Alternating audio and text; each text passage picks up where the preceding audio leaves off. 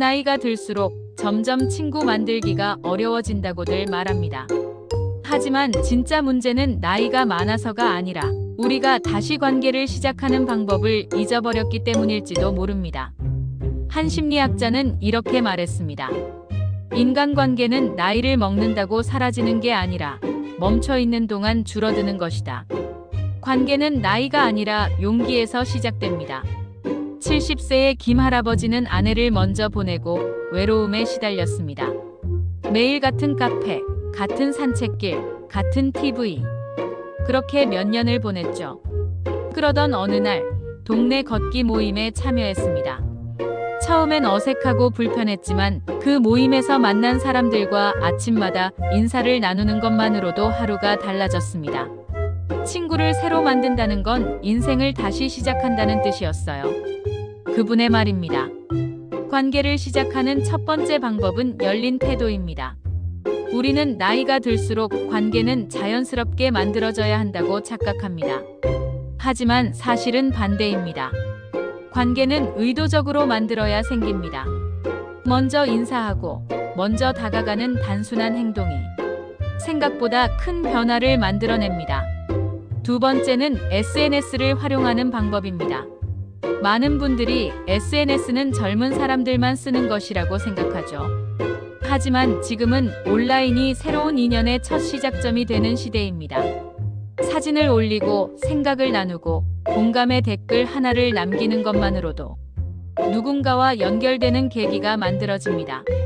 중요한 건 기술이 아니라 마음입니다.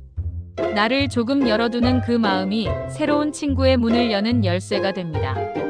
세 번째는 취미 커뮤니티를 통해 자연스럽게 연결되는 것입니다.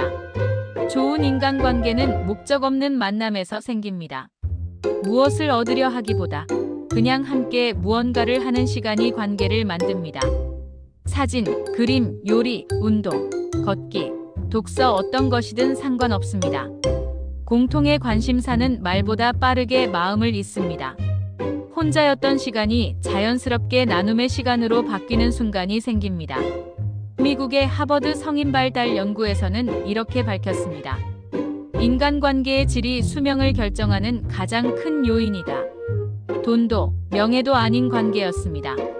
친구가 있는 사람은 그렇지 않은 사람보다 건강하게 오래 살 확률이 훨씬 높았습니다. 장수의 비밀은 약이 아니라 사람에 있는 거죠. 혼자라는 건 나쁜 게 아닙니다. 하지만 스스로 마음의 문을 닫아버리는 건 시간이 지날수록 인생의 풍경을 좁게 만듭니다. 반대로 한 걸음만 내딛어도 세상은 다시 넓어집니다. 70대의 한 할머니는 이렇게 말했습니다. 친구는 20대에만 만드는 게 아니라 70대에도 만들 수 있어요.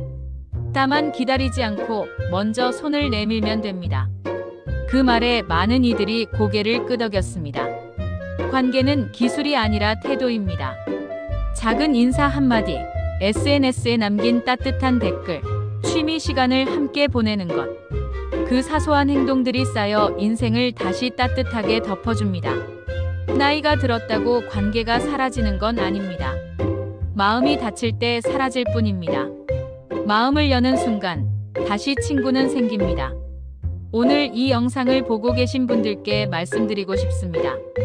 지금 이 나이에도 충분히 새로운 친구를 만들 수 있습니다. 외로움은 운명이 아니라 선택입니다. 좋아요와 구독으로 함께 해주시고 댓글에 내가 새롭게 시작해보고 싶은 관계 한 가지를 남겨주세요. 그 한 줄이 당신의 새로운 인연의 시작이 될지도 모릅니다.